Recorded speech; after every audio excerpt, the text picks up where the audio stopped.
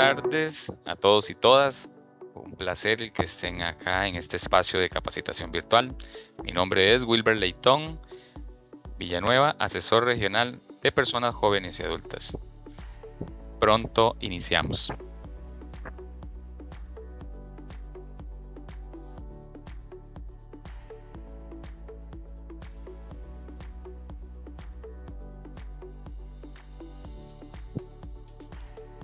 Por favor, todas las consultas que de pronto surjan a través del espacio de capacitación virtual o bien después de la misma, por favor hacérmelas enviar al correo electrónico wilber.leiton.villanueva@mep.gov.cr. Será un placer recibirles y ayudarles con sus consultas.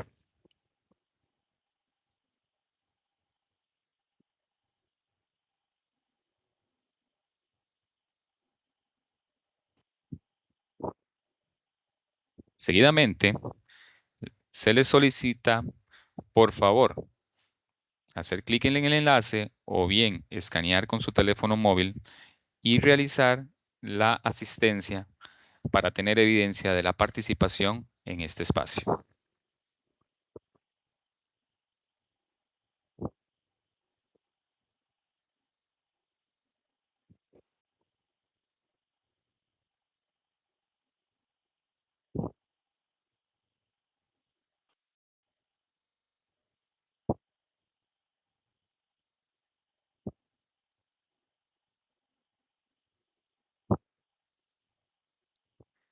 Muy bien, muchas gracias por sus respuestas. Seguidamente, vamos a abordar algunas temáticas que ciertamente nos hacen mucha falta traer a la memoria y poder recordar y poder conversar de cada una de ellas para tener una mejor posición nuestra en cada uno de los salones de clase. Bien, de los temas que vamos a iniciar a conversar en esta noche, tenemos la inteligencia emocional y el manejo de emociones. Imagínense ustedes poder tener un control completo de nuestras emociones. Si te sintieras enojado, poder calmarte. Si te sintieras nervioso, poder calmarte. Y si te sintieras deprimido, poder alegrarte. Esto ciertamente es posible.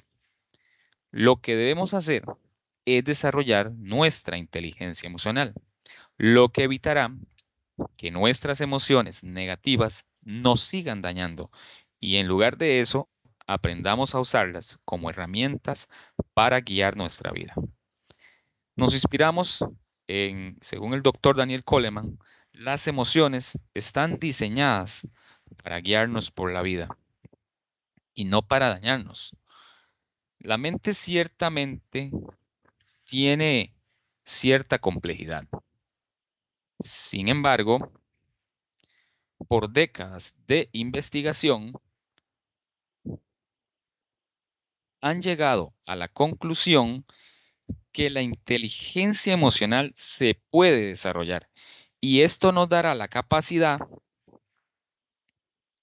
de controlar y manejar mis emociones como mejor me parezca. Y es parte de lo que nos reúne en esta noche, el poder conversar un poco sobre las temáticas que tienen que ver con el manejo y la inteligencia emocional, ya que hemos podido observar y visualizar cierta problemática en el cual debemos nosotros trabajarnos primero nosotros mismos. Entonces, recordemos, las emociones están diseñadas para guiarnos por la vida y no para dañarnos. Y que también los estudios demuestran que el manejo de esas emociones, pues perfectamente se pueden ir desarrollando. Para esto, haremos un análisis en que cada uno de nosotros tenemos, eh, nuestro cerebro se divide en dos. Tenemos dos tipos de mente que habitan en nuestro cerebro. Del lado izquierdo tenemos una mente racional y del lado derecho tenemos una mente emocional. Nuestra sociedad se ha concentrado en que lo más importante es el intelecto racional, pero estadísticamente se ha concluido en que la inteligencia emocional es más importante para una vida exitosa que el coeficiente intelectual. Debido a esto, si queremos ser exitosos y obtener buenos resultados, es indispensable que nos aboquemos a elevar la inteligencia emocional. Lo que en algunas ocasiones llamamos la inteligencia racional tiene que ver con el coeficiente intelectual y la inteligencia emocional, por supuesto, le llamamos EQ o inteligencia emocional. Ok, quizás nos hemos preguntado por qué somos tan impulsivos. Repito la pregunta, ¿por qué somos tan impulsivos? Bien, antiguamente cuando la supervivencia era física y que lo era todo, la estructura de nuestro cerebro creció con el modo actuar antes de pensar. Un modo súper útil en una pelea con otra tribu o cuando se enfrentaban con un león hambriento. Pero hoy en pleno siglo XXI seguimos con esa misma estructura social o esa misma estructura cerebral donde en algunos momentos sufrimos secuestros emocionales que nos llevan a perder el control de nuestra mente emocional y nos volvemos esclavos de nuestras emociones. Esto explica que realicemos algunas cosas sin sentido, como gritarle como un loco a un ser querido, por un accidente que cometió, por un vaso que se le cayó, por una situación de la vida cotidiana que no ameritaba de pronto gritarle. Es un tiempo que debemos educarnos emocionalmente y civilizar nuestro cerebro y que poco a poco lo acostumbremos a pensar antes de actuar.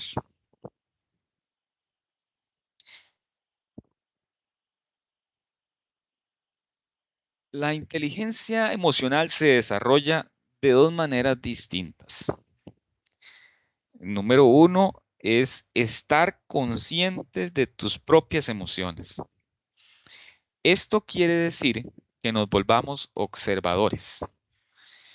De, de la misma manera que nuestros padres de pronto nos llevaban al zoológico cuando éramos pequeños y identificábamos un animal y decíamos, miren, ahí está el oso, ahí está el tigre, ahí está el canguro. Bueno, mira, ahí está el enojo, ahí está la frustración y ahí está la alegría. Por ridículo que esto suene, esto significa que debemos entrenarnos. Número dos, debemos regular nuestras propias emociones. Significa que al sentir un sentimiento o emoción, nosotros decidimos cómo vamos a responder a los próximos segundos.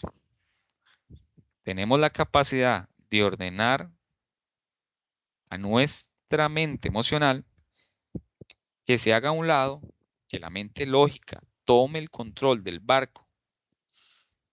Vamos a ver, para dar un ejemplo, imaginemos que manejamos en una calle de Buenos Aires o del Palmar Norte y un carro se nos atraviesa de una manera pues muy imprudente al frente de nuestro vehículo. La misma reacción o la primera reacción nuestra es gritarle al conductor hasta de lo que se va a morir. Eso, ¿por qué sucede? Bueno, porque el miedo desencadena una lluvia de emociones negativas. Enojo, frustración, ira. Entonces, si repasamos lo que estamos mencionando, ¿qué debemos que hacer? Bueno, reconocer mis emociones y etiquetarlas. Retomar el control y tiene que ver mucho con realizar una acción que hemos escuchado durante muchos años, que es respirar lentamente. Podemos empezar ahora mismo. Voy a contar hasta 5. 1, 2, 3, 4, 5. Inhalamos y exhalamos. Y dejamos que el cuerpo normalice la presión arterial. Esto permite que todo nuestro cuerpo y nuestras emociones comiencen poco a poco a ser controladas y no permitir que ellas nos controlen a nosotros.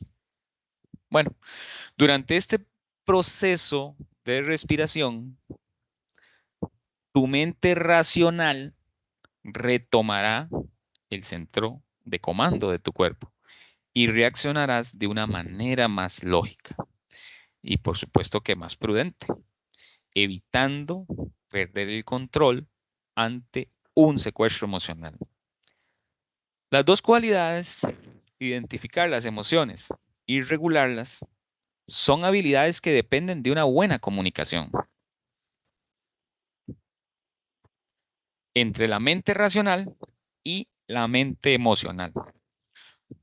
Por eso es importante para evitar problemas fortalecer las relaciones entre los pares.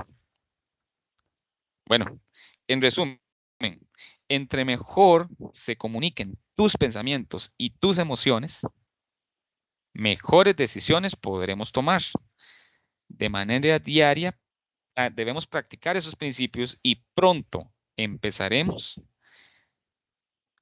a notar un cambio radical en cómo nos relacionamos con los demás y, por supuesto, cómo vamos haciendo un abordaje y un manejo adecuado de nuestras emociones, de cómo vamos a manejar nuestras emociones y nuestra inteligencia emocional, no solo en el salón de clase, donde recibimos a nuestros participantes, tanto en los nocturnos, tanto en los INDEAS, como también nos va a servir mucho en nuestro hogar, en nuestra vida cotidiana.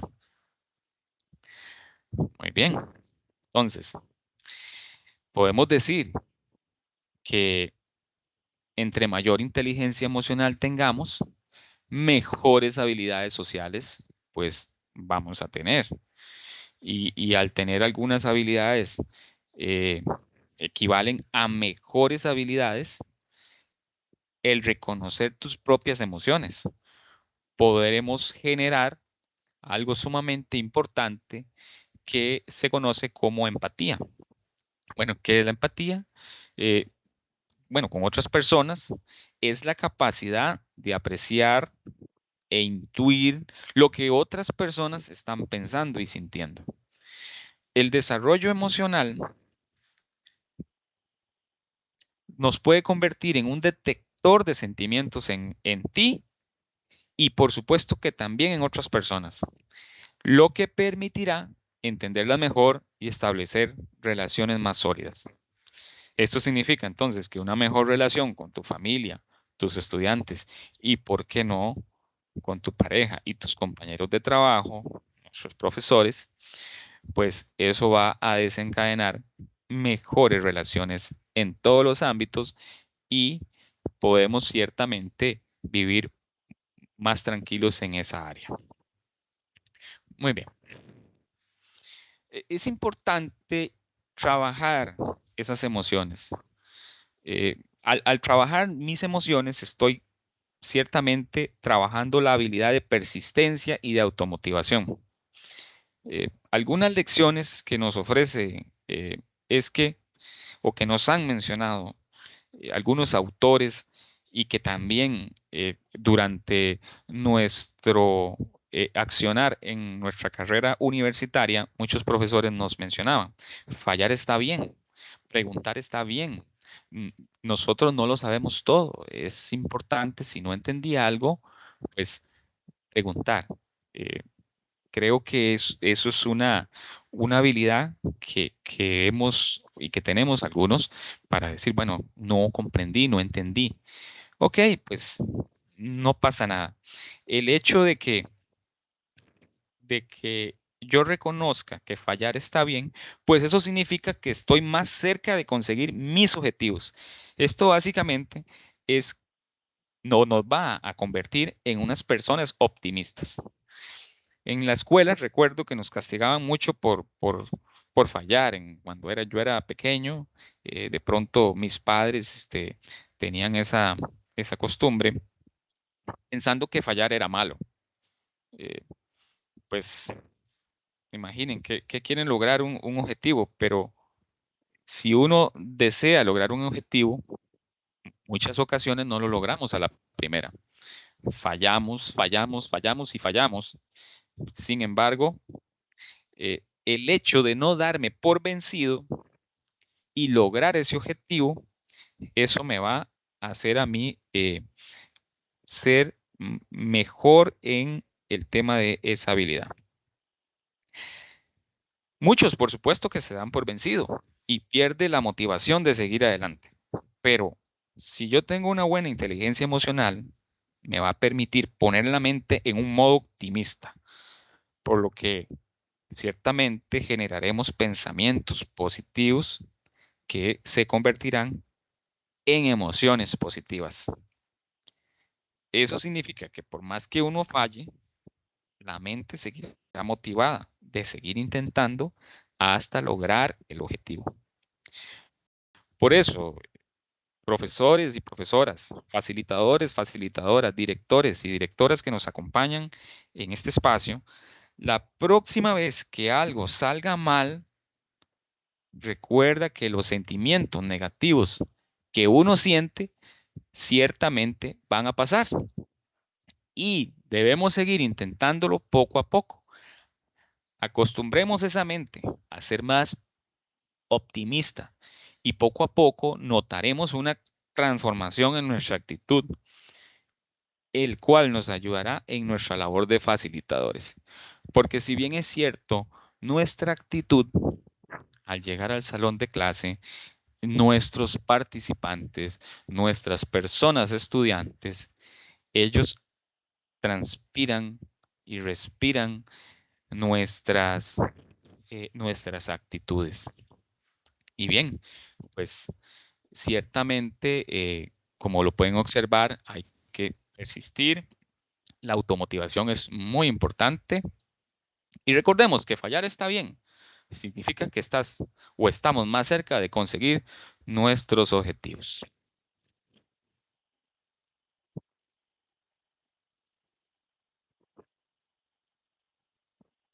Pueden observar ahí, ponernos sí en modo optimista, con pensamientos positivos y eso efectivamente desencadenará emociones positivas, las cuales nos van a favorecer en nuestro accionar diario, no solamente en el centro educativo, no solamente en la iglesia, no solamente en la comunidad donde estemos, sino también en nuestro hogar, nos va a ayudar muchísimo.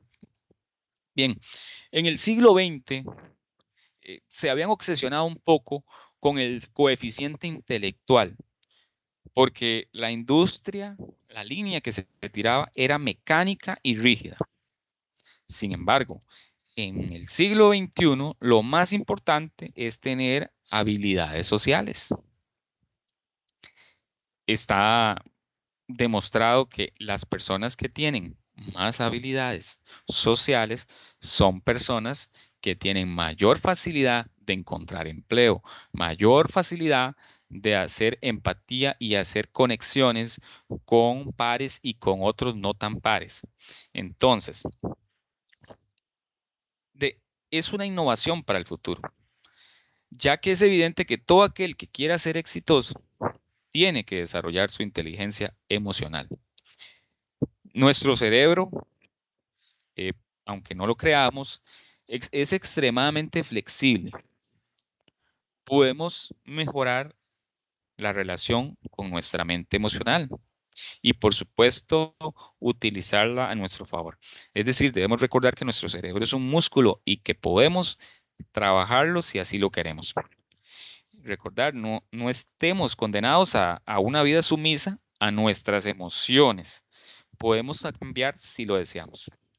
Lo interesante aquí de tener una buena inteligencia emocional es que permite también conectarnos con gente y, por supuesto, que mantenernos conectados en momentos difíciles, pero sobre todo nos abre una puerta donde las emociones y sentimientos dejan de destruirnos.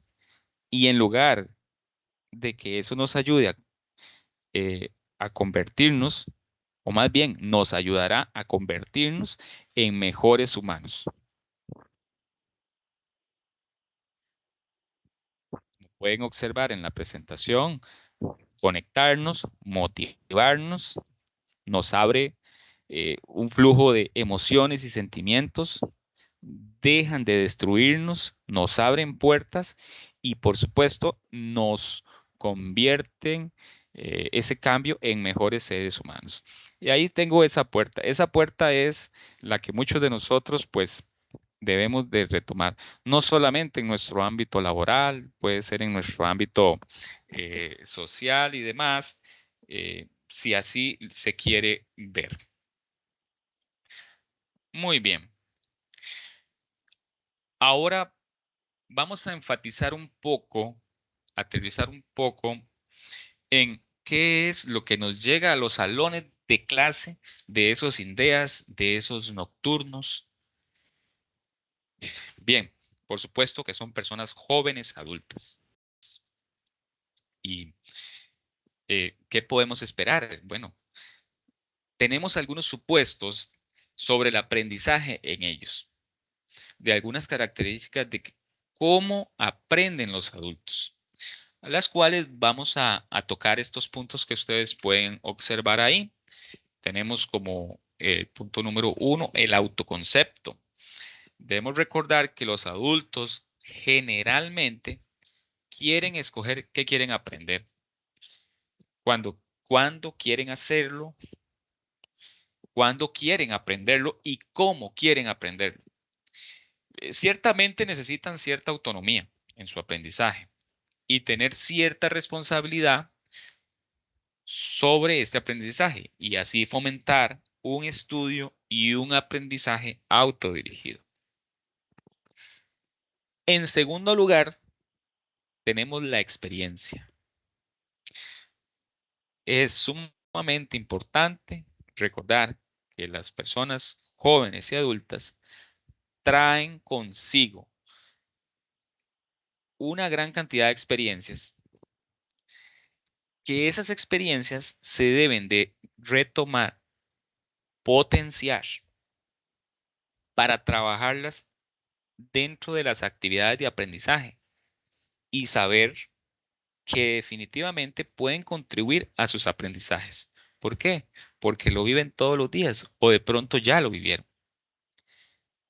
Aquí se hace relevante el concepto de que las experiencias previas para los profes, sí recordar que debemos de considerarlas y activarlas. Esto podríamos decir lo que es contextualizar. Eh, para ponerles un ejemplo, es mucho más rico para un profesor, o en este caso para un estudiante que esté en la costa, que le hablen de botes, que le hablen de pesca, que le hablen de turismo, a de pronto un estudiante que esté acá en uno cerca de la producción piñera o cerca de alguna otra producción agrícola y que de pronto no tiene experiencia en esas otras ramas, pues saber que esas actividades, esa mediación, esa didáctica debe ir contextualizada y amarrada con las experiencias que esos estudiantes o que esos participantes pues poseen. Tercer lugar, disposición para el aprendizaje depende de las necesidades. Ok, ¿qué queremos decir con esto? Bueno, que los adultos están listos y dispuestos para aprender cuando ven que lo que van a aprender les va a ayudar para manejarse en situaciones del contexto real. Es decir, si a mí me van a hablar de algo, sea cual sea la asignatura, eh, específica, español, matemáticas, ciencias, estudios sociales, si a mí me van a contextualizar, eso va a generar un mayor interés en mí. Entonces, a eso es lo que se refiere. Y cuando me contextualizan y me hablan de algo que yo de pronto estoy palpando, sintiendo o evidenciando y puede servirme para manejarme o resuelve algunas cosas del contexto real que yo estoy viviendo, entonces en ese momento he capturado a ese estudiante, a ese participante y, ¿por qué no, incluso a todo el grupo? ¿Verdad? Es lo que sucede cuando sé que ustedes me comprenden a la perfección, cuando hay un tema o cuando ustedes están haciendo un abordaje dentro de la didáctica de ustedes y ese tema realmente es de mucho interés para la mayoría, usted como profesional siente que efectivamente el grupo de participantes está con usted. Está con usted, está sumamente interesado, está prestando una atención, eh, aportando en un plano completamente horizontal cuando te dicen, claro que sí, profesor, claro que sí, profesora, a mí me pasó esto, yo evidencié esto, sucede que esto, y más bien ahí se convierte en una andragogía del plano horizontal donde nosotros decimos, sí, mira, qué interesante lo que está diciendo este estudiante, este participante. Eh, eh, Realmente yo eso no lo sabía. Eso sucede en X actividad. Entonces, eso es lo que sucede en ese tercer punto. Muy bien, enfoque centrado en los problemas. Esto quiere decir que los adultos necesitan, o los jóvenes adultos necesitan ver, ojalá si es posible, la aplicación inmediata del aprendizaje, por lo que buscan experiencias de aprendizaje que sean una oportunidad, lo que les decía, para resolver algunos problemas de su vida cotidiana. Cuando se acercan, por ejemplo, a un profe de matemática, profe, es que estoy vendiendo una propiedad o me están comprando esta propiedad y me dicen que me dan tanto dinero en efectivo y que el resto con un interés de tanto por mes, ¿cuánto sería eso? ¿Me sirve o no me sirve? Estoy seguro que ese estudiante o esa participante extraería toda esa información del profe de matemática y se vuelve riquísimo el abordaje de algunos temas si es que encuadran en ese momento. Quinto punto, tenemos la motivación intrínseca. Muy bien, debemos recordar que es de tipo interna, intrínseca, de tipo interna. Los adultos buscan experiencias de aprendizaje que sean eh, de un interés real. Y si vienen acompañadas por algún premio o vienen acompañadas por alguna nota o vienen acompañadas de alguna posibilidad laboral, eh, eso definitivamente no importa que llueva, no importa que truene, no importan muchas cosas, porque ciertamente van a sentirse motivados o motivadas a estar en los salones de clase y de realizar toda la didáctica y todo lo que se necesita para que realmente ellos logren obtener ese objetivo. Eh, y aquí podríamos nosotros amanecer contando muchas de las experiencias o muchos de los ejemplos que de pronto cada uno de ustedes en sus trabajos pues han podido evidenciar. Me ha tocado desde este lado de la cancha, pues en la asesoría, dichosamente poder escuchar, palpar y ver eh, muchas personas jóvenes y adultas y bastante adultas mencionar, vea, don Wilber, es que yo realmente vengo aquí porque, o vengo a este Sindea, o vengo a este colegio nocturno, porque realmente yo necesito salir adelante. y los recursos económicos míos ahorita, con el precio de la gasolina y demás, no estoy satisfaciendo las necesidades de mi familia. Por lo tanto, yo veo que yo necesito, incluso ya me han ofrecido algún puesto laboral en el que se necesita noveno, en el que se necesita concluir este bachillerato, y yo definitivamente no me queda otro camino que estar aquí. Esa es mi motivación y aquí estoy. Lo hago por mí y por mis hijos que realmente necesitan que su papá o que su mamá obtengan un mejor beneficio económico para poder sufragar todos esos gastos o todas esas cosas. Y ya durante algunos años, pues hemos podido ver ejemplos de eso, donde hay personas que llegan y se arriman y dicen, "Mira, don Wilber, vieras que en el proyecto tal, en el SINDEA tal, yo salí de ahí. eh, Gracias a Dios y gracias a ese SINDEA, gracias a esos profesores, eh, yo logré culminar mis estudios y hoy tengo un mejor trabajo. Hoy pude comprar mi carrito, terminar de pagar la casa o endeudarme para comprar alguna cosa y mi familia ciertamente está mejor. Más bien voy por más. Entonces, ese tipo de cosas son las que suceden cuando las personas jóvenes y adultas tienen esa motivación intrínseca. Les motivo para que cada uno de sus salones de clase busquemos, consultemos, eh, fiscalicemos cuál es la motivación intrínseca de cada uno de nuestros participantes, de cada una de las personas estudiantes que tenemos sentadas y que nosotros somos esos profes, para ver cómo vamos con eso. Si pueden, llévenle en el pulso y verán buenos resultados en el futuro. Muy bien. Por último, pero no menos importante, los adultos necesitan saber por qué necesitan saber algo.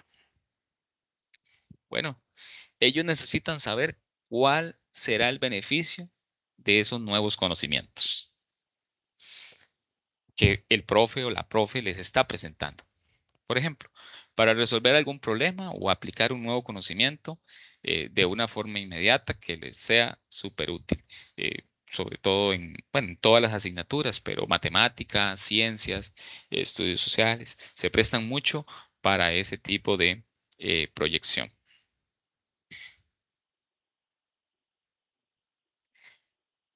A raíz de eso, tengo este cuadro comparativo para que ustedes logren visualizar. Sé que gracias a Dios hay muchos profes con gran experiencia que están conectados en este momento visualizando esta exposición y que ya lo tienen más que consumida esta información.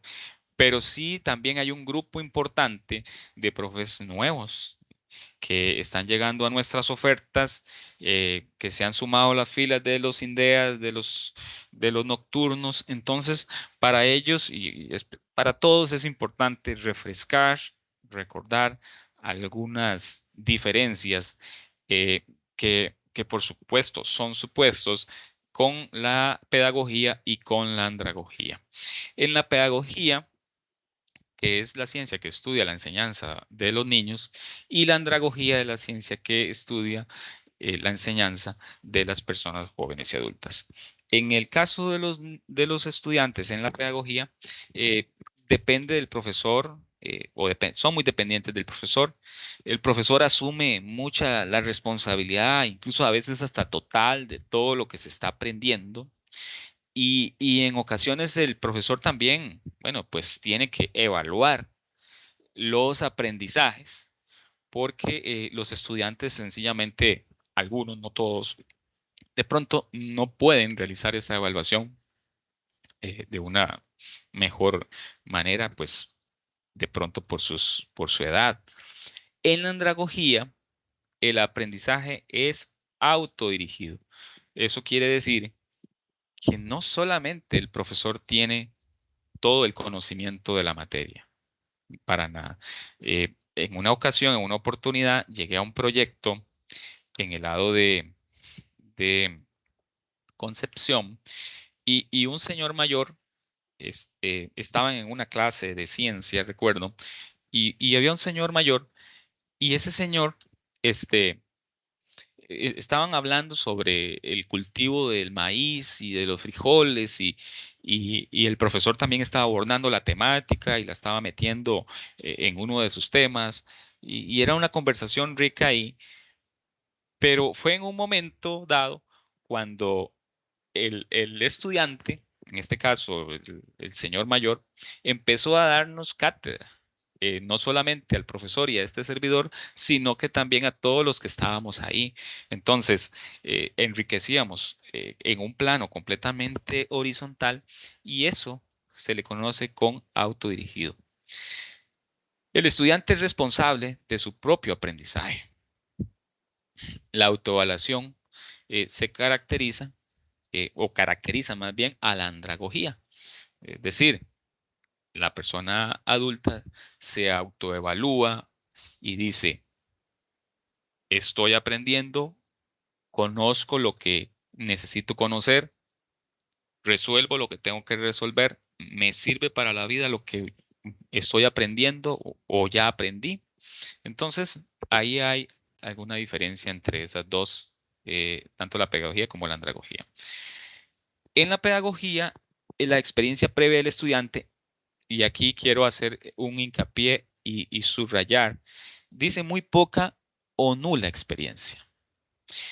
Eh, no, como les he dicho, esto es un supuesto, porque ciertamente tenemos estudiantes en los salones de clase, niños en este caso, que sí tienen muchísimo conocimiento gracias a las redes sociales, gracias a la televisión, gracias a Discovery, a todos esos Discoveries que hay o programas muy educativos y otros no tanto, pero las redes sociales, el Internet, el TikTok, Twitter, Facebook, Instagram y demás, pues se han encargado de que ahora los niños tienen un bagaje, eh, no podemos decir que muy poco y tampoco podemos decir que nulo, pero de pronto todavía les falta la experiencia, que en este caso sí la tiene la persona adulta y el niño no, pero el conocimiento poco a poco sí lo va agarrando. Y la experiencia del profesor pues juega un factor crucial en la pedagogía, ¿verdad? Él maneja ese entorno y lo acomoda a su gusto. En la andragogía, bueno, el estudiante aporta diferentes grados de experiencia y constituyen una fuente de conocimiento y experiencia para todos los demás que estén allí. Y los conocimientos previos, pues, son ciertamente fundamentales. Tercer punto, la orientación hacia el aprendizaje. El aprendizaje es un proceso de adquirir nuevos conocimientos prescritos. Los contenidos tienen una secuencia de acuerdo a la lógica de las unidades a tratar. Mientras que en andragogía, el aprendizaje debe ser relevante para las tareas del día a día, resolviendo problemas o realizando tareas. Y el aprendizaje se organiza de acuerdo a situaciones contextualizadas de la vida, del trabajo, de que si estoy en Sierpe, de que si estoy en el CINDEA de Ciudad Cortés, de que si estoy en el CINDEA de Buenos Aires, de si estoy en el Colegio Nocturno de Buenos Aires. Depende del contexto, los conocimientos son fundamentales. Y por supuesto que la orientación hacia el aprendizaje debe ir enfocada dependiendo de las situaciones de la vida o del trabajo. Motivación hacia el aprendizaje. Muy bien. En la pedagogía principalmente es extrínseca.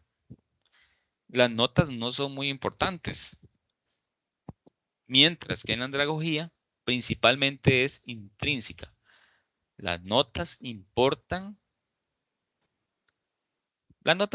relativamente poco, pero sí importan. Entonces, ahí vemos una diferencia entre extrínseca y intrínseca. Muy bien. Entonces, recuerden que los adultos aprenden de la manera andragógica y en este caso los niños aprenden a través de la pedagogía. Ciertamente existen pensadores o existen gente que analiza cada una de las ciencias que dicen que no podemos separar la pedagogía de la andragogía porque está estrictamente relacionada con el tiempo y los procesos. Simplemente hay procesos para niños o cuando uno está iniciando el proceso de formación de su vida y hay una forma para realizar los procesos de aprendizaje de, en cierto grado o nivel de la vida.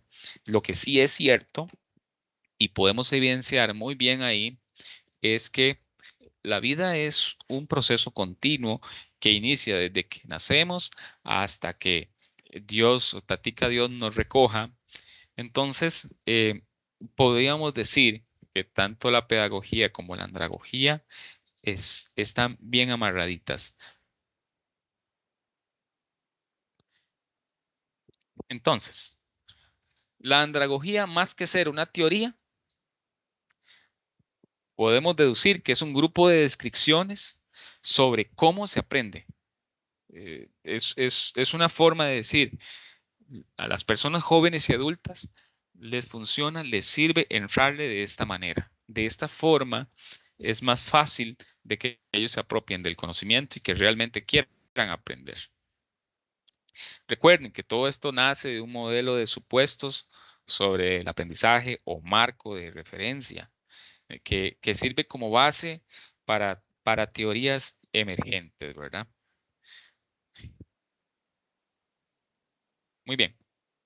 ¿Cómo podemos aplicar estos principios en nuestra práctica docente?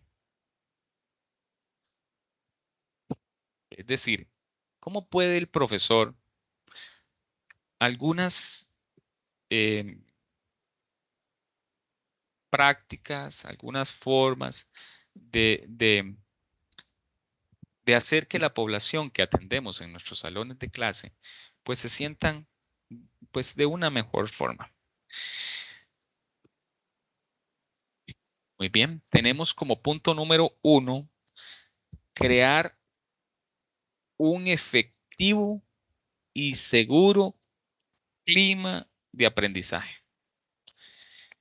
Bueno, nuestros estudiantes es importante, o nuestros participantes se sientan seguros, tanto física como emocionalmente. Deben sentirse seguros y libres para poder expresarse sin temor o ser juzgados y ridiculizados. ¿Qué es lo que sucede? Que dentro del aula no solamente le sucede a los niños que no preguntan porque les da vergüenza que el compañerito o la compañerita se burlen de él porque no conoce eh, o porque definitivamente no comprendió o no entendió lo que el docente, pues, el facilitador, pues, les estaba explicando. Eh, es increíble, pero sí sucede en los salones de clase de nuestras ofertas que por temor a que los demás se burlen o de la pregunta de pronto no es la mejor forma con la que algún estudiante la puede decir, suelten la risa, como decimos popularmente. Entonces, debemos enseñarles y el profesor, el profesional, debe crear un efectivo y seguro clima de aprendizaje en el que fallar está bien, en el que no saber está bien, en el que decir, caramba, no entendí, está bien. Podemos perfectamente eh, crear esa atmósfera en el que, chicos, chicas, si ustedes no me comprendieron, volvemos a retomar, alcen la mano, pueden interrumpir cuando gusten y vemos de qué otra forma podemos evacuar o hacer que usted o ustedes comprendan. Sin embargo, en ocasiones de pronto hacemos todo lo contrario. en el que asentimos de que si alguno tiene alguna pregunta y los demás se burlan, o simplemente mejor no preguntamos para no que no se vayan a reír o que no se vayan a sonrojar a algunos compañeros. Entonces, ese clima de aprendizaje nos corresponde a los profesionales crearlo. Entonces, como número uno, eh, tomarlo muy en cuenta. Como punto número dos, es involucrar a los estudiantes en la planificación de métodos de aprendizaje y en el currículo. ¿Esto qué significa? Bueno, o más bien, ¿qué ocasiona? Ocasiona la colaboración en el proceso de aprendizaje y también crea la relevancia necesaria con respecto a las necesidades del estudiante. Genera un sentido de adueñamiento y responsabilidad por el aprendizaje. La persona docente se siente, o participante se va a sentir partícipe y responsable de su propio proceso de aprendizaje. Es decir, el estudiante va a decir, esto realmente yo necesito aprenderlo. Ok, chicos, aquí está el temario. Esta es el descriptor, estos son los temas, esto es lo que ustedes deben de, de, de conocer durante este curso y demás. Necesitamos ir por esa ruta, necesitamos ir por esa línea. Entonces, eso nos puede dar buenos resultados. Número tres, un tercer punto, es que los estudiantes deben participar en el diagnóstico de sus necesidades de aprendizaje. Esto es destinado a asegurar y aumentar el valor y el significado del aprendizaje y fomenta la motivación intrínseca. También, por supuesto, va a fomentar la autoevaluación y la reflexión, ¿verdad?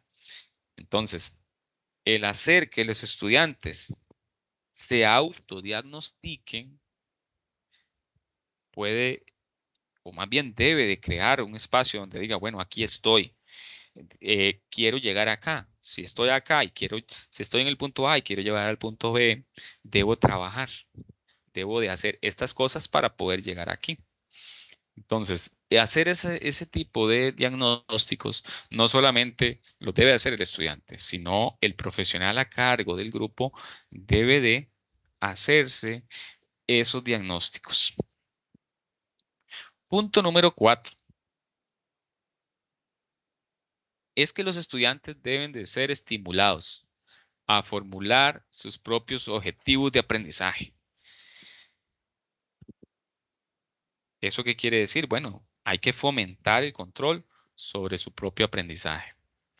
Hay quienes realizan guías, esquemas de trabajo, utilizan eh, listas de lo que eh, puedo yo planificar o bien puede ser en una agenda, en un cuaderno, en un recorte y lo pego en la pared o lo pego en la refri de mi casa, lo que sea necesario hacer para poder formular mis propios objetivos de aprendizaje. Estoy en cuarto, quiero llegar a quinto, si estoy en tercero, quiero hacer esto, pero para poder llegar allá necesito hacer estas cosas. Para poder llegar a esos objetivos necesariamente tengo que entregar los trabajos, ser responsable, no ser un distractor en el aula. Es decir, hay que hacer que los estudiantes pongan los pies en remojo. Número 5. Debemos de apoyar a los estudiantes en la búsqueda y la utilización de los recursos para cumplir sus metas u objetivos. ¿Eso qué quiere decir? Que no los vamos a dejar solitos. Se debe apoyar a la búsqueda para que ellos logren cumplir sus metas, sus objetivos. Esto conecta con las necesidades del aprendizaje, puede ser con recursos prácticos para cumplir con los objetivos y también, por supuesto, buscar fomentar la motivación para utilizar estos recursos para propósitos específicos. Estos recursos pueden ser de distintos ejemplos. Uno de ellos podría, o varios de ellos podrían de ser libros, guías. Podemos decirle, bueno, en tal sitio web perfectamente ustedes pueden ampliar más de esto que estoy yo eh, pues mencionándoles.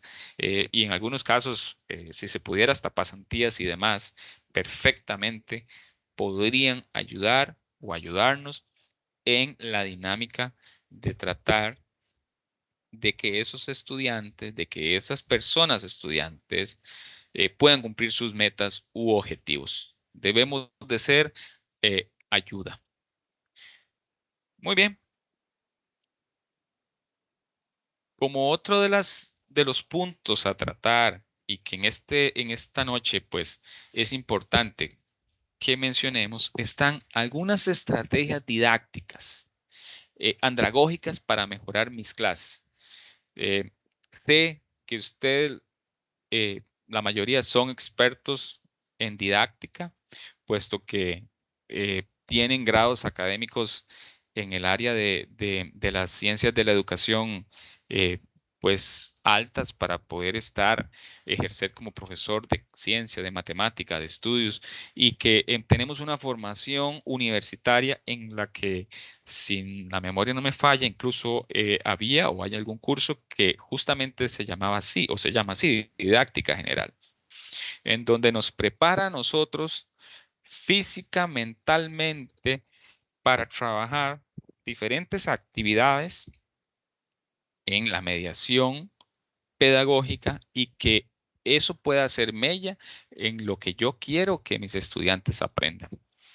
Entonces, voy a hacer un breve repaso por algunas que me he encontrado con el propósito de refrescar, pues no la memoria y si no, de pronto también poner en práctica esa, esa didáctica y de que recordemos algo muy importante es que en la transformación curricular, que ya hace unos años atrás, pues dimos ese gran salto, eh, nos habían puesto una imagen donde teníamos en nuestra mente que cuando llegamos a una aula, los estudiantes tienen que estar estrictamente en hileras o en filitas uno detrás del otro y que Dios guarde que un estudiante se salga de esa hilera. Es más, hasta le decimos, vean, este cuadro usted tiene que poner su silla o su pupitre y de ahí no se puede salir. Eso con la transformación curricular, pues lo hemos o ya deberíamos haberlo eh, pues avanzado en ese tema. Existen formas incluso hasta de acomodo del aula, que eso nos permite tener un mejor manejo de la didáctica que podemos echar a andar para lograr lo que nosotros de pronto queremos lograr. Como número uno, algunos podrán decir, bueno, pero ¿cómo se me ocurre a mí poner la clase magistral? Eso de andragogía de pronto no tiene nada. Pues bueno, es importante mencionarles que la clase magistral, pues sí, es la más tradicional. Sin embargo, en estos tiempos creo que debe ser mejorada. Personalmente, no debe ser solo que el docente hable, bla, bla, bla, llene la pizarra con cosas, eh, sino que el docente debe apoyarse con herramientas tecnológicas. Eh, sí pienso que debe utilizarlas de forma adecuada. Tampoco se trata de mostrar un montón de diapositivas, hay que saber incluso cómo hacer esas diapositivas. Incluso o de pronto el uso excesivo de transiciones y de efectos, eh, a mi opinión, a veces genera cierto ruido visual y nos podemos enfocar en los efectos o en la animación y, y se nos pierde el objetivo principal que de pronto es el conocimiento que queríamos transmitir. Entonces, se pueden o se deben utilizar medios electrónicos, algunos tienen pizarras electrónicas, televisores, proyectores o una simple pizarra, pero pero puede ser, si yo estoy haciendo, puedo hacer mapas conceptuales dentro de esa pizarra, puedo hacer conexiones dentro de esa pizarra, puedo hacer entretenido, puede ser que en alguna parte lo deje en blanco y que algún participante o en grupos puedan ir y resolver esa parte que falta dentro del dibujo, dentro de todo lo que yo anoté en la pizarra. Entonces, esa clase magistral tradicional puede ser perfectamente utilizada o puede ser transformada en una clase un poco más moderna en estos tiempos. Bien, otra es como número dos, el grupo de expertos, ¿verdad? Aquí sí hay que tener mucho ojo que puede trabajarse tanto por grupos o con grupos como equipos. La diferencia consiste en la asignación de roles. Básicamente, si este es el tema de la clase, lo que haces es distribuirlos en partes equitativas entre diferentes grupos de estudiantes. Cada grupo revisa el material que le proporcionas, puede ser lecturas, videos, artículos, ensayos, dialogan entre ellos y luego intercambian las ideas. Seguidamente condensarán lo más importante. Esto seguidamente se lo explicarán al resto del grupo. No es necesario que usen diapositivas, eso perfectamente pueden exponer de forma verbal o de pronto de la forma que el facilitador, en este caso el profesor, pues considere más óptima o oportuna. Sí, deben de retransmitir los elementos claves de ese tema. Cada grupo hace eso y entre todos estarían pues aproximándose eh, al tema como tal o a lo que el profesor de pronto quiere difundir en esa clase. Entonces, como número dos, esa actividad que les comenté, grupo de expertos. Actividad número tres, eh, bueno, se le llama o se le conoce con la Feria de Ideas o museo. Bueno, naturalmente para hacer esta, el facilitador previamente ha proporcionado material para su revisión, lecturas o videos. En este caso, a diferencia de la estrategia anterior, cada grupo plasmará sus impresiones en una sola composición. Puede ser en un afiche, o una diapositiva, un póster, un cartel, un mapa conceptual, etcétera. Esta composición la dejarán expuesta en una estación del aula. Eso me encanta, me gusta llegar a las aulas de nuestras ofertas educativas y que podamos observar trabajos elaborados por nuestros participantes. Acto seguido, cada grupo rotará por todas las estaciones hasta terminar el recorrido. Se les debe dar un tiempo prudencial, no es solo pasar por pasar, sino que de manera tal que cada grupo se detenga a reflexionar y discutir entre estos miembros del grupo respecto al trabajo de sus compañeros. Terminando el recorrido, pues por supuesto, cada grupo puede realizar preguntas a los autores de dicha obra. Ahí está, Feria de Ideas o Museo. Número 4, dinámica de tribus. Bueno, la dinámica de tribus, esta estrategia es similar a la del grupo de expertos. Sin embargo, una vez que se ha revisado el material, se han intercambiado ideas y se ha llegado a un consenso. El jefe de la tribu se quedará en la estación de trabajo de su grupo y el resto de los integrantes se desplazará hacia otras tribus. Pues por supuesto, cada quien yendo a un grupo diferente en estas otras tribus. El jefe del lugar les contará a sus visitantes aquello sobre el cual su grupo ha trabajado, lo que saben, sus reflexiones pues por supuesto resolverán las dudas que estos visitantes pudieran tener. Luego cada quien regresa a la tribu y contará al resto de sus compañeros lo aprendido en su viaje. Ahí la tienen. Dinámica de tribus número 4. Número 5. Los cuchicheos.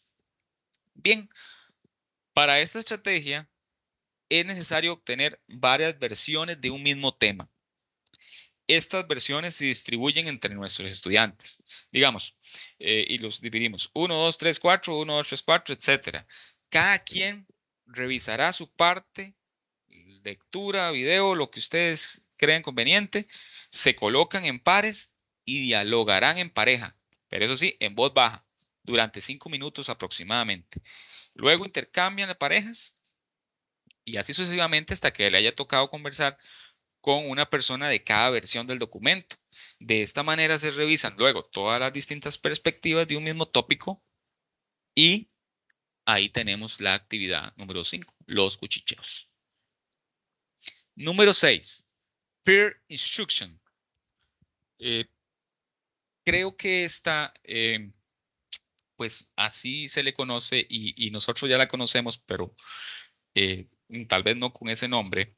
Pero peer instruction fue popularizada en Harvard durante los años 90 y requiere que le brindemos material a nuestros estudiantes para su revisión de forma anterior a la clase o que utilicemos previamente alguna otra estrategia.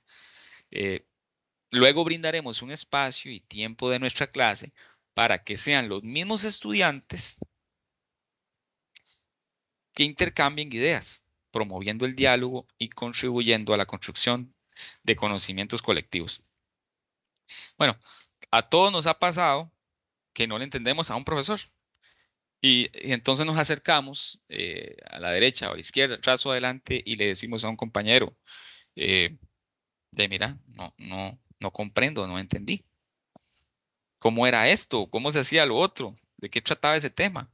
Bueno, a veces el facilitador es por su grado de educación universitaria, es muy técnico. Y alguno de los compañeros, entonces, en ese caso, pues nos explica lo mismo, pero en otras palabras. Entre estudiantes es interesante, pero a veces se entienden bien entre sí y obtiene la respuesta a sus preguntas, a su incógnita, con otro compañero. Y creo que a nosotros nos ha sucedido en una oportunidad, a este servidor le pasó, estando trabajando en el aula, de una forma lo expliqué el tema, de otra forma lo explicaba, lo abordaba de otra manera, y no había forma. Y se volteó un compañero estudiante y le dijo al otro, pero mira, pero ¿por qué vos no sabes esto? Si esto es tan fácil, eso es nada más hacerle aquí, allá, pum, pum, pum, pa, y ahí tenés el resultado. Y el niño le responde, ah, pero si era así, qué fácil. Entonces, aquí tenemos esta estrategia didáctica número 6 llamada Peer Instruction, eh, para que la puedan utilizar. Tenemos la estrategia número 7, PIN. Es positivo, interesante, negativo. Repito, positivo, interesante, negativo. ¿Qué consiste? En dividir en estas categorías a un tema. Puede ser un caso, puede ser un artículo, puede ser un documental, puede ser una lectura, puede ser una noticia, un suceso importante. Si podemos contextualizarlo, imagínense en lo rico que sería, etcétera. Esta técnica puede aplicarse individual o puede aplicarse grupalmente.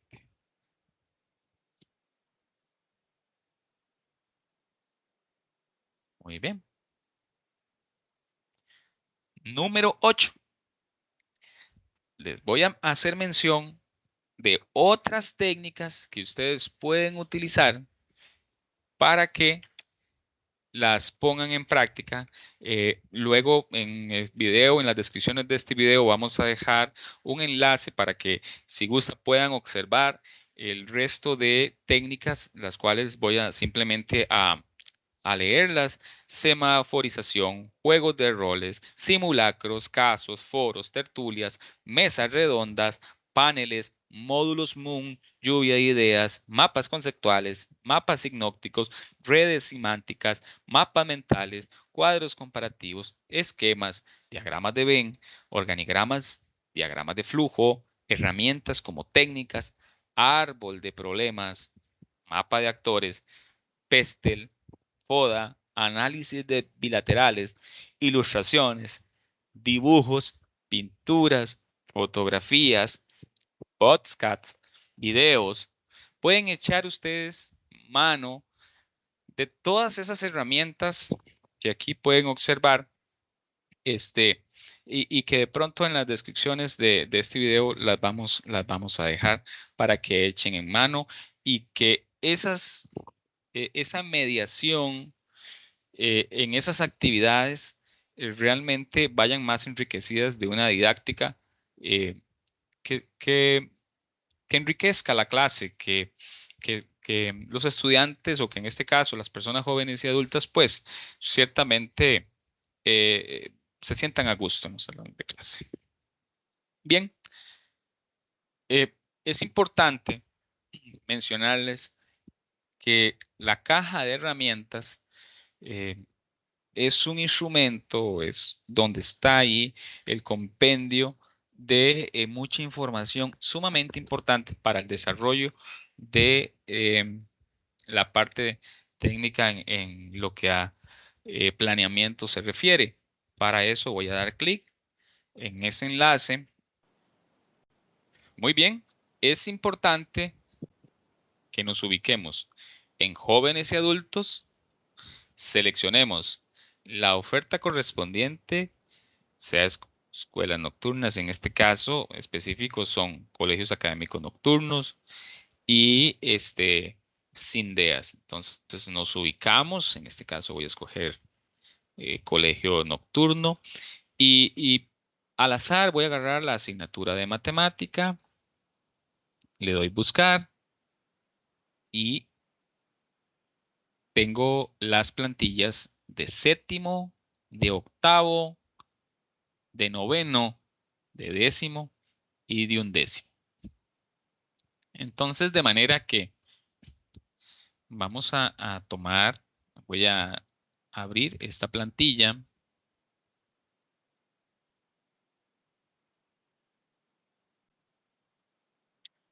De manera que acá ustedes la pueden visualizar. eh, Vienen las habilidades, su definición, los indicadores, eh, por supuesto el aprendizaje esperado y lo único que tienen que trabajar son las actividades de mediación. Entonces, eh, ahí están para que ustedes las consulten y que efectivamente tengan, posean cada uno de ustedes el planeamiento de forma correcta en cada una de sus especificidades. Así que eso fue la caja de herramientas. Ahora bien, vamos a hablar un poco sobre alerta temprana. La alerta temprana es un instrumento que nos permite mantenerle el pulso a esos estudiantes que de pronto se nos quieren ir de nuestro salón de clase. Es decir, es una herramienta preventiva, no es una herramienta paliativa. Así tal cual, pues tenemos la unidad para la permanencia, reincorporación y éxito escolar, que llamamos UPRE a nivel nacional, y a nivel regional se conoce con el nombre de AIR, y a nivel de centros educativos se conoce con el nombre de EPI, el cual nos da la ruta a seguir para cada una de las acciones que debemos hacer. Pero bien, quiero que veamos este video, para lo cual me permito darle clic y lo observemos. La educación es un medio que nos transporta al cumplimiento de nuestras metas.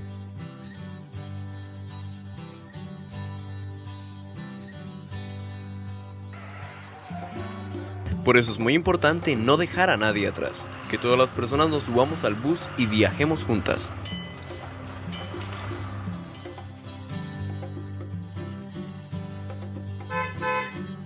Garantizar la permanencia estudiantil exitosa implica Que la persona estudiante es centro del proceso educativo y sujeto transformador de la sociedad. no dejar a nadie atrás, sobre todo a las poblaciones que se encuentran en condiciones más vulnerables. El compromiso de toda la comunidad educativa y del país. Promover a la permanencia exitosa y disminuir la exclusión educativa es tarea de todas y todos en el centro educativo. La permanencia estudiantil es un compromiso y una tarea de todas y todos, pero hay un equipo responsable. Los equipos para la permanencia estudiantil que funcionan en cada dirección regional y en cada centro educativo del país.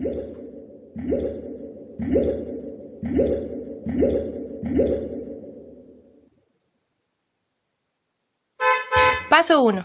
Plantear el reto. Permanencia 100%. Y cero exclusión educativa. Las direcciones regionales y centros educativos asumen el reto de 100% de permanencia exitosa en el centro educativo. Paso 2. Identificación y apropiación de alertas. Situaciones como ausentismo o bajo rendimiento. Deben ser interpretadas como señales de vulnerabilidad y riesgo de permanencia. Cualquier alerta de alarma pide una respuesta de toda la comunidad educativa. Paso 3. Diagnóstico-pronóstico. El diagnóstico es un insumo clave para la planificación de las acciones. El diagnóstico nos dice cómo estamos. Y el pronóstico nos señala hacia dónde vamos. Paso 4. Reconocimiento de factores protectores. Y factores de riesgo. La información del diagnóstico pronóstico nos lleva a descubrir los factores en los niveles de La persona estudiante, la familia, el centro educativo la comunidad. y el país. Reconocer los factores protectores, los cuales fortalecen la permanencia y el éxito educativo. Descubrir los factores de riesgo que provocan la exclusión del sistema educativo. Paso 5. Registramos las alertas. Cada comunidad educativa, en coordinación con el equipo para la permanencia, trabaja en Ubicar a las personas matriculadas en riesgo de exclusión educativa. registrar en la boleta de alerta temprana los factores de riesgo de esas personas. Y referir a cada una de ellas al equipo de la permanencia para su proceso de atención. Paso 6. Plan de acción. El equipo para la permanencia analiza y prioriza los factores de protección y riesgo para tomar las medidas que correspondan, de acuerdo con los 3 niveles de atención. Indicada. Atención a la persona estudiante. Selectiva. Atención a las necesidades de poblaciones en riesgo y vulnerabilidad. Universal. Atención a nivel de la comunidad educativa. Paso 7. Acompañamiento y seguimiento. El equipo acompaña la implementación de todo el proceso. Y evalúa los resultados. Todas y todos a bordo. El éxito de la gestión de la permanencia depende de la participación consciente y comprometida. De las instituciones, las organizaciones sociales, la comunidad, y que la persona estudiante asuma su papel activo en el cambio. Desde un marco de la solidaridad es que se transforma la realidad y se garantiza la permanencia exitosa en el centro educativo.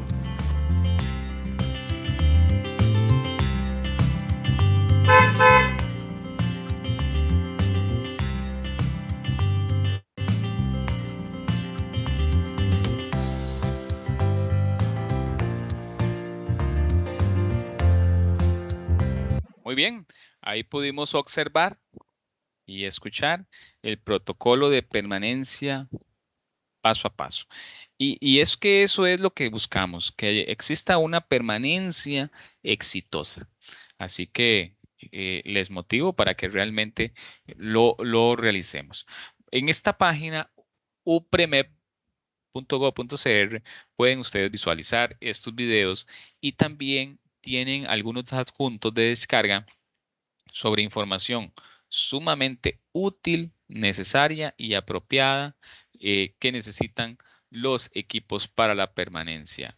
Entonces, les invito y les instruyo que aquí está esa información para que la consulten.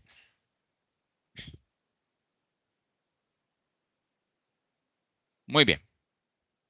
Recapitulando, entonces, ¿qué permite la alerta temprana? Bueno, permite indagar las causas específicas que inciden en un riesgo de exclusión y la vulnerabilidad y la generación, pues por supuesto, de acciones pertinentes para que esos estudiantes no se nos vayan. Planificarlas y oportunamente darles una secuencia y seguirlas trabajando para evitar a toda costa una desvinculación, una deserción de una persona estudiante. Bueno, pero ¿por qué se nos van estos chicos? ¿Por qué se nos van estas chicas? Bien, sabemos que hay una multiplicidad de factores. Algunos de ellos son falta de apoyo familiar, alteraciones de la salud y las enfermedades. En algunos casos hay un desarraigo cultural por completo.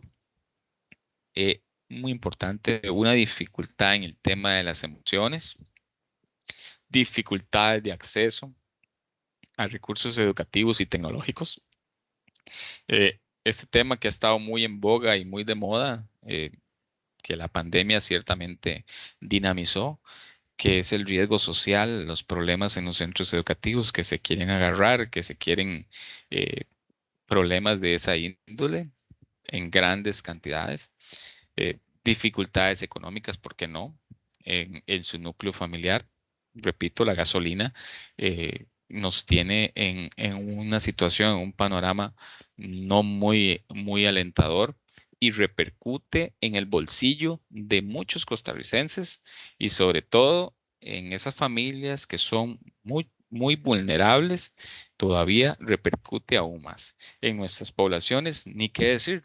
Eh, Somos, creo que, de las poblaciones más golpeadas con la situación pandémica, en la que es necesario ir a buscar el alimento. Muchos de nuestros estudiantes o de nuestros participantes tienen hijos y ellos priorizan la búsqueda de la alimentación, la búsqueda de primero mis hijos y después están ellos. Entonces, la dificultad económica, pues sí, ciertamente nos ha golpeado. Y por supuesto, en algunos casos, pues las dificultades de aprendizaje provocan que haya una desvinculación de esas personas, estudiantes, a nuestras ofertas. Bien, para esto es importante que tengamos muy mapeado, y está entre las descargas del sitio que anteriormente les mostré, las líneas técnico-administrativas para la atención de la exclusión y reincorporación estudiantil, pues de las DRE, centros educativos o sedes, proyectos de educación abierta de toda la dirección regional. Así que esta vendría siendo como nuestra Biblia y ustedes saben que en cada uno de los centros educativos hay o debe existir un equipo para la permanencia institucional. Se le llama EPI. Y el EPI, pues eh, está conformado por un grupo de personas que en esta oportunidad no vamos a abocar los esfuerzos en decir quiénes son los que la conforman, puesto que ya eso en la entrega anterior pues tocamos el tema. Sin embargo, sí creo conveniente y prudente retomar la ruta o las acciones a seguir y también, por supuesto, algunos insumos que nos pueden ayudar en esta función. Eh, Paso 1, identificación de las personas estudiantes en riesgo de exclusión y vulnerabilidad. Bueno, ¿quién identifica eso? Bueno, cualquier persona de la comunidad educativa puede identificar a una persona estudiante en condición de riesgo. Entre ellos pueden ser la persona docente, el profesor guía, otros docentes, el equipo para la permanencia del centro educativo, o sea, el EPI, otros profesionales, funcionarios o estudiantes del centro educativo. eh, o puede ser otras personas de la comunidad. No importa quién la identifique. Ok. ¿A quiénes se identifican? Ok. Se identifican a las personas estudiantes en riesgo de exclusión educativa y vulnerabilidad. Ya lo vimos en el video. Las cuales presentan algún indicador de riesgo, los cuales pueden ser un bajo rendimiento académico. Eso nos enciende una luz de que puede perfectamente suceder que se nos vaya una persona estudiante. El tema de la convivencia educativa, ya lo hablamos un poco, el tema de la empatía no está bien desarrollada, no está bien apropiada y eso repercute también entre nuestros estudiantes porque se están viendo problemas en ese ámbito. Condiciones económicas, ni qué decir, ¿verdad? Las condiciones familiares, pues también de pronto la dinámica que vendimos en pandemia, que era a distancia, en este momento no la podemos vender. Nuestra Lo que vendemos es completamente presencial. Esa condición familiar, pues de pronto en algunos casos no funciona o no pueden asistir a nuestras ofertas porque tienen necesariamente que estar en sus casas. Riesgo social, condiciones culturales, acceso tecnológico o bien puede ser por condiciones de salud. Cada uno de estos parámetros está bien dividido dentro de la boleta de alerta temprana. ¿A quién se le comunica la situación? Bueno, la persona docente a cargo o docente guía es quien le informa al EPI la situación identificada. Esta estructura incluye a la persona directora como responsable del funcionamiento de este equipo. Ahora bien, esto es una propuesta. El director de la institución es el que a final de cuentas toma la decisión de cómo se hace el manejo, puesto que en ocasiones no hay un docente guía para cada grupo. Así que el director de la institución pues asume el manejo de la misma. Paso 2. Completar la información que está en la boleta de alerta temprana. Eh, bueno, esa boleta es una herramienta en Excel diseñada para facilitar la implementación de la estrategia de alerta temprana para personas estudiantes en riesgo de exclusión. Y existen dos boletas, una que es grupal y otra que es individual. De manera que ustedes pueden apropiarse de la que mejor resultados les dé o la de la que mejor se acomode a un centro educativo como tal. No es que, eh, como para ponerles un ejemplo, si es un centro educativo en el que hay muchos estudiantes que los ven, algunos profesores, no es que si ese estudiante está con 5 profesores le van a hacer 5 boletas, es una sola boleta. ¿Quién completa la boleta de alerta temprana? Ok, la persona docente encargada o docente guía. En caso que no cuente, como lo mencionábamos, de esta figura, la persona directora, en acuerdo con el EPI, define al responsable de completar la boleta y de dar seguimiento de esa situación. Ok, otra pregunta. ¿Cuántas boletas se activan por estudiante? Debe completarse una única, lo que les mencionaba, una única boleta de alerta temprana por estudiante, la cual puede indicar uno o más factores de riesgo, según sea el caso, pues previo análisis de la situación de la persona que estudiante que estén abordando. Todavía estamos en el paso 2. Ok, continuamos en el paso 2. ¿Cuántas boletas se activan por estudiante? Bueno, volvemos a repetirlo.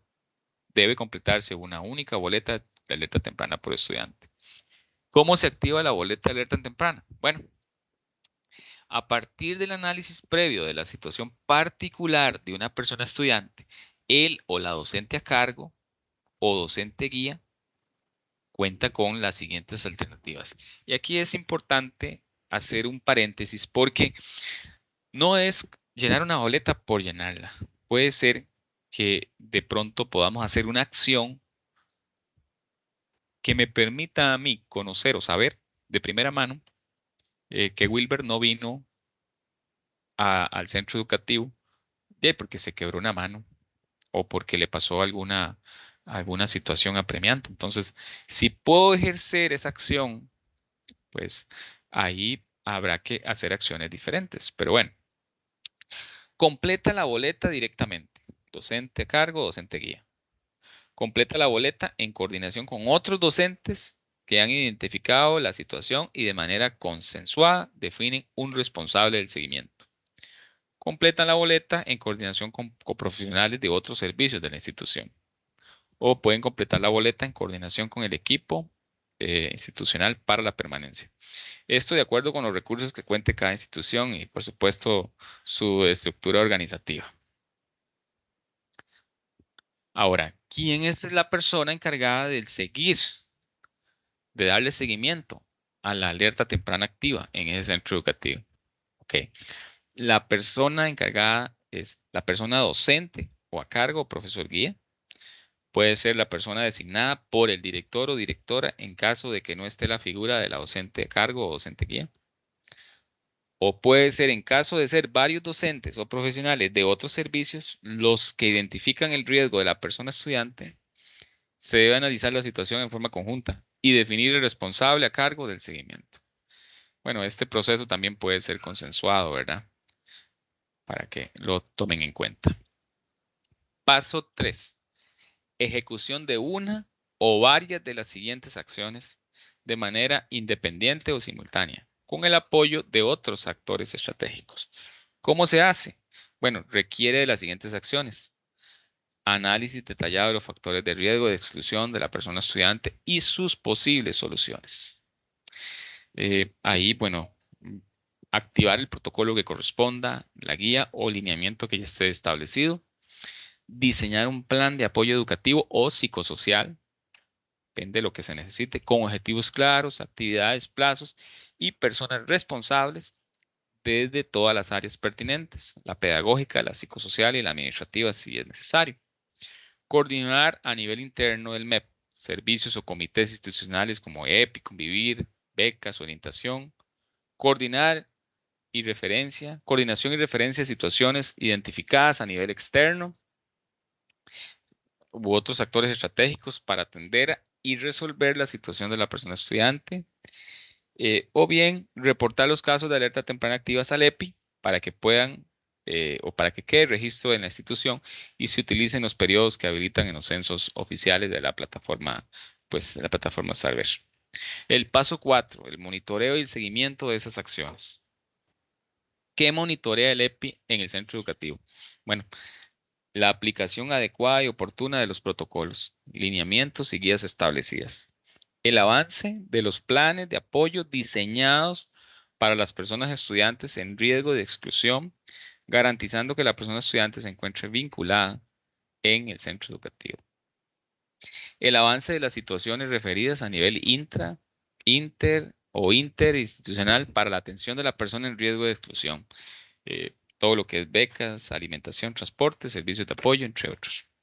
También el involucramiento de la familia y su participación activa en el proceso educativo. ¿Cada cuánto debemos monitorear? Bueno, cada centro educativo adecua la periodicidad del monitoreo y seguimiento de acuerdo a su contexto. Ya puede ser semanal, quincenal, mensual. Se recomiendan hacerlo en reuniones del consejo de profesores por el tiempo de nivel, por departamentos u otras formas que el director crea conveniente. Y puede ser en 3 momentos del curso lectivo, a partir de los censos, el inicial, el intermedio y final. Paso 5. Registro de la información de las personas estudiantes con el factor de riesgo de exclusión en la plataforma Saber. ¿Dónde se registra? Bueno, se registra en la plataforma Saber, en los periodos que habilitan los censos oficiales, utilizando como insumo las boletas de alerta temprana activas. Ojo, tener esas boletas de alerta temprana activas en donde se puedan visualizar, sean físicas o sean en un grupo en Teams o sean una carpeta en la dirección del centro educativo, pero debemos de tenerlas. ¿Cada cuánto se registra? Bueno, la información en la plataforma Saber se registra en 3 momentos del curso lectivo, de acuerdo a los censos oficiales: inicial, intermedio y final. ¿Qué y cómo se registra?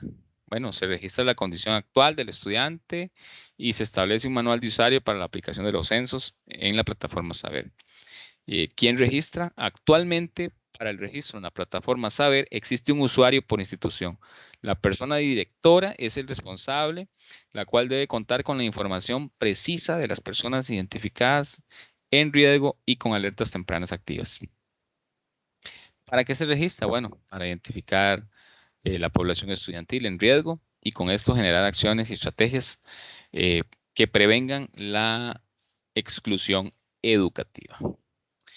Ahora, les muestro una propuesta de un formato de un plan anual que de pronto ya ustedes lo tienen, deben de por ahí tenerlo,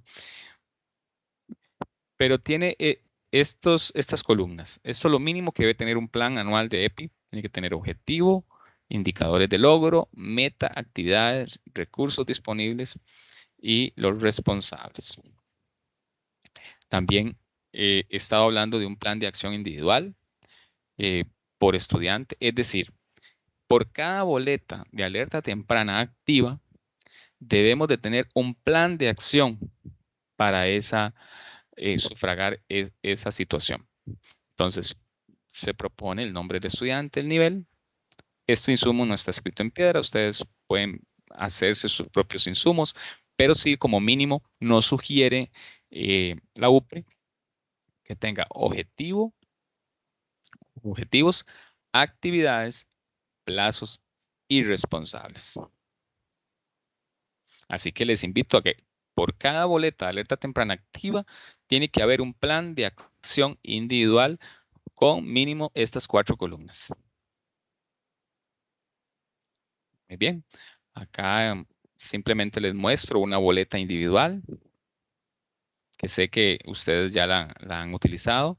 El formato de la boleta grupal, que también sé que las han utilizado. Y los 3 protocolos, pautas para el abordaje integral, protocolo para la reincorporación de personas y el protocolo para una permanencia estudiantil exitosa, en el cual hemos hecho un amarre riquísimo con Convivir, porque lo que queremos es que efectivamente generar buenas prácticas que hagan de la estadía dentro de nuestras poblaciones, pues, o dentro de las ofertas que nosotros manejamos, que sea mucho más amena y deliciosa, por decirlo de una manera. Ha sido un placer compartir con ustedes desde la Asesoría Regional de Personas Jóvenes y Adultas. Le decimos o les digo muchas gracias por prestar la atención debida. Sé que esto nos va a servir a la vida y también nos va a servir muchísimo para el accionar, el trabajar lo mejor posible en cada una de las ofertas educativas que nosotros tenemos, tanto colegios nocturnos como CINDEAS en toda la Dirección Regional Grande del Terra. Un abrazo y que Dios nos acompañe. Hasta pronto.